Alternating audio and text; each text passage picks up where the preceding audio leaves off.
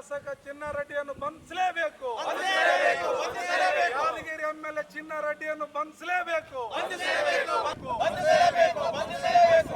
ಕೊಲೆಗೆ ಕಾರಣರಾದ ಚಿನ್ನಾರೆಡ್ಡಿಯನ್ನು ಬಂಧಿಸಲೇಬೇಕು. ವರ್ಗಾವಣೆ ದಂಧೆಯನ್ನು ನಿಲ್ಲಿಸಿ.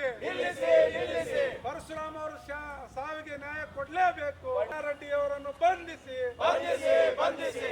ಯಾದಗಿರಿ ಶಾಸಕ ಚಿನ್ನಾರೆಡ್ಡಿ ಮತ್ತು ಪಂಪನಗೌಡರನ್ನು ಬಂಧಿಸಿ.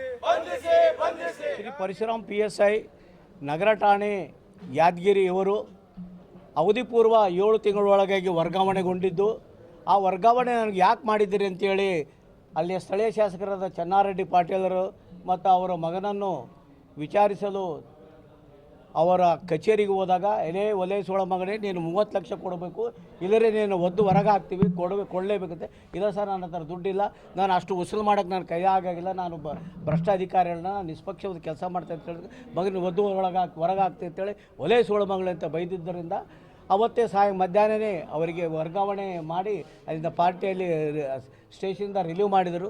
ರಿಲೀವ್ ಮಾಡಿದ ತಕ್ಷಣ ಅವರಿಗೆ SP ಆಫೀಸಲ್ಲಿ ರಿಪೋರ್ಟ್ ಮಾಡಲಿಕ್ಕೆ ಹೇಳಿದ್ರು. ಅಲ್ಲಿ ಹೋದರೂ ಸಹ ನಿಮಗೆ ಸ್ಥಾನ ಇಲ್ಲ, ನೀವು ಬೆಂಗಳೂರಿಗೆ ಹೋಗ್ಬೇಕಂತ SP ಹೇಳ್ಕೊಳ್ಳಿ ಅವರು ಮನೆಗೆ ಬಂದು ಅದರಿಂದ ಅವರ MLA ಅವರು ಬೈದಿಂದ ಖಿನ್ನತೆಗೊಳಗಾಗಿ ಅವರು ಸಾವನ್ನಪ್ಪಿದ್ದಾರೆ. ಈ ಸಾವನ್ನಿಗೆ ಸರ್ಕಾರವೇ ನೇರ ಹೊಣೆ. ಯಾಕಂದರೆ 30 ಲಕ್ಷ ರೂಪಾಯಿ ಕೇಳಿ ಎಲ್ಲಿಂದ ತರಬೇಕು ಅಪ್ಪ ಅಧಿಕಾರಿಗಳು? ಇದರಿಂದ ಸರ್ಕಾರವೇ ಒಂದು ನಿಯಮ ಮಾಡಿಕೊಂಡಿದೆ. ಅಧಿಕಾರಿಗಳಿಗೆ ಯಾರು MLAಗಳು ಶಿಫಾರಸು ಮಾಡ್ತಾರೆ 34-40 ಲಕ್ಷ ರೂಪಾಯಿ ಯಾರು ಕೊಡ್ತಾರೆ, ಬೀಟ್ ಆಗ್ತೈತೆ ಅಲ್ಲಿ ಯಾರು ಜಾಸ್ತಿ ಕೊಡ್ತಾರೋ ಅವರಿಗೆ ಇವತ್ತು ವರ್ಗಾವಣೆ ಮಾಡ್ತೀವಿ ಅಂತೇಳಿ. ಆದ್ದರಿಂದ ಅವ್ರ ಖಿನ್ನತೆ ಒಳಗೆ ಬಡ ಸಮಾಜದಿಂದ ಬಂದವನು ಅವನು ಇಲ್ಲೇ ಅವರು ಇದರಿಂದ ಪೂರ್ವದಲ್ಲಿ 7 ಇಲಾಖೆಗಳಲ್ಲಿ ಸೇವೆ ಸಲ್ಲಿಸಿ ಒಳ್ಳೆ PSI ಆಗಿ ಇಲ್ಲಿ ಕೆಲಸ ಮಾಡ್ತಿದ್ದರಿಂದ ಅವನು ಭ್ರಷ್ಟಾಚಾರ ಅಲ್ಲ, ಸಮಾಜ ಸೇವೆ ಚೆನ್ನಾಗಿ ಮಾಡಿದ್ದಾನೆ ಅಂತೇಳಿ ಇವತ್ತು ಅವನು ಮರಣದ ನಂತರ 18 ಗಂಟೆ ನಂತರ FIR ಆಗಿದೆ. ಅದಕ್ಕೆ ಕಾರಣ ಅಲ್ಲಿಯ ಸ್ಥಳೀಯ ದಲಿತ ಸಂಘಟನೆಗಳು ಮತ್ತು ತಮ್ಮ ಪತ್ರಿಕಾ ಮಾಧ್ಯಮಗಳು ವರದಿ ಮಾಡಿದ್ರಿಂದ 18 ಗಂಟೆ ಆದಮೇಲೆ FIR ಆಗಿದೆ. ಇದು ಪೊಲೀಸ್ ಇಲಾಖೆಯ ನಿರ್ಲಕ್ಷ್ಯ.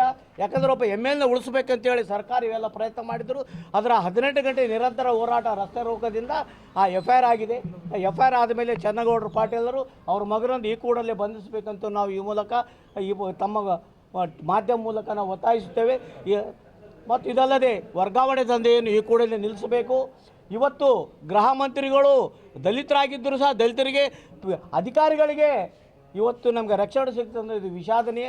ಈ ಕೂಡಲೇ ಸರ್ಕಾರ ವರ್ಗಾವಣೆ ದಂಧೆ ನಿಲ್ಲಿಸಿ ನೇರವಾಗಿ ವರ್ಗಾವಣೆ ಮಾಡಬೇಕಂತೇಳಿ ನಾನು ಈ ಮೂಲಕ ಒತ್ತಾಯಿಸುತ್ತೇವೆ. ಈಗ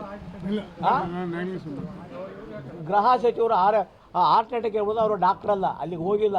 ಸತ್ತ ಮೇಲೆ ಪೇಷಂಟ್ ಕರ್ಕೊಂಡೋಗಿ ಆಸ್ಪತ್ರೆಗೆ ಹೋಗಿದ್ದಾರೆ. ಅಲ್ಲಿ ಗೃಹ ಸಚಿವರು ಏನು ಹೇಳಕ್ಕೆ ಬರೋಂಗಿಲ್ಲ, ತಪ್ಪು ಮಾಹಿತಿ ಕೊಟ್ಟಿದ್ದಾರೆ. ಸ್ಥಳೀಯ ಪೊಲೀಸರು ತಪ್ಪು ಮಾಹಿತಿ ಕೊಟ್ಟಿದ್ದಾರೆ. ಅಲ್ಲಿ ಆಸ್ಪತ್ರೆಯಲ್ಲಿ ಸತ್ತ ಮೇಲೆ ಆಸ್ಪತ್ರೆಗೆ ಹೋಗಿದ್ದಾರೆ. ಅದು ಈಗ ನಾಗಲಿಂಗ ಸ್ವಾಮಿ ಅವರು ಮಾತಾಡ್ತಾರೆ.